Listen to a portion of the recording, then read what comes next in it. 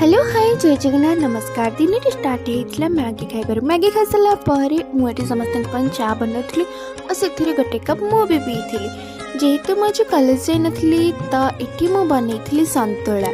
संतुलाटा मो हाथर मम्मी को बहुत टेस्टी लगे। संतुला बनइबा सह मुझे बनई भेंडी भजा जोटा कि बहुत टेस्टी होता है। ये मो लंच थाली भी रेडी।